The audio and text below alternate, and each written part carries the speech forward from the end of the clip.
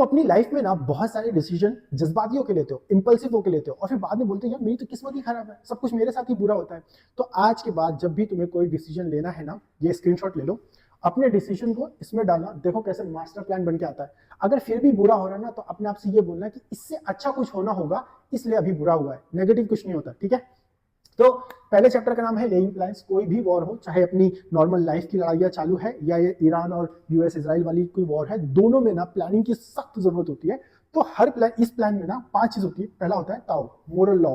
इसमें ना पहले ये देखा करो जो मेरा मुद्दा है, जो मेरा डिसीजन है, उससे जनता अग्री करेगी कि नहीं करेगी। मतलब अपने अपनी जनता को पहले, ये पॉलिटिशियंस क्या करते हैं, ऐसी ऐसी बात बोलते हैं कि जनता को लगता है नहीं भाई सच में हमारा विकास होगा, और वो पागल की तरह सपोर्ट करते हैं। तो अगर तुम्हारा प्लान ऐसा नहीं है जिसमें लोग तुम्हें सपोर्ट करे, तुम्हारी टीम तुम्हें सपोर्ट करे, तो तुम्हें अपने प्लान को ऐसा बनाना पड़ेगा कि लोग, जो तुम्हारी टीम है, वो तुमको सपोर्ट करे, तुम्हारे घर वाले तुमको सपोर्ट करे। डिसीजन तुमको अपना ऐसा घुमा फिरा के बनाना ही पड़ेगा। दूसरी चीज होती है हेवन, टाइमिंग देख लेना। इस चीज में ना मैं बहुत बुरा था।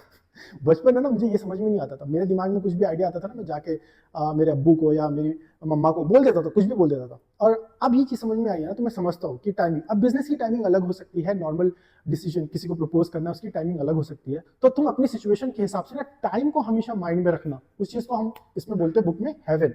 तीसरी चीज होती है अर्थ, मतलब तुम्हारी ग्राउंड की रियलिटी क्या है। अगर तुम कोई बिजनेस कर रहे हो तो उसका मार्केट कैसा है वो समझना, या तुम अगर कोई रिलेशनशिप है तो उसको ऐसे अब उस सिचुएशन में डाल के देखो कि इसकी एक्चुअल रियलिटी क्या है। ठीक है, जब तक तुम उसको ध्यान से नहीं सोचोगे ना, तुम कोई अच्छा डिसीजन बना ही नहीं सकते। तो ग्राउंड रियलिटी को, मार्केट को समझना है कि वो कैसा है। चौथी चीज होती है कमांडर, ये तुम खुद हो या तुम्हारा ये टीम लीडर है, कि भाई तुम्हारे अंदर करेज कितना है, विजडम कितनी है, समझदारी कितनी है, वो चीज। पांचवा होता है मेथड और डिसिप्लिन। अगर तुमने बुक बहुत सारी पढ़ी होगी ना, तो बुक पढ़ी होगी या कोई आजकल पॉडकास्ट बहुत सारे चलते हैं, देखा होगा ना, तो एक स्ट्रेटेजी ऑलरेडी प्लान रहती है। तो कोई भी प्लानिंग बनाने से पहले ना तुम्हारे पास एक रॉ प्लान होना चाहिए कि भाई अच्छा ये मेरी प्लानिंग है, मेरा उसको बोलते हैं सिस्टम, मैंने सिस्टम बना के रखा है। ठीक है, क्योंकि ऐसे उठ के कुछ भी करने से लोग तुम्हें बोलते हैं कि टेक एक्शन टेक एक्शन, लेकिन वो एक्शन क्या है, तुम्हें पहले एक बेसिक सिस्टम बनाना पड़ेगा, फिर तुम टाइम के हिसाब से चीजें सीखोगे।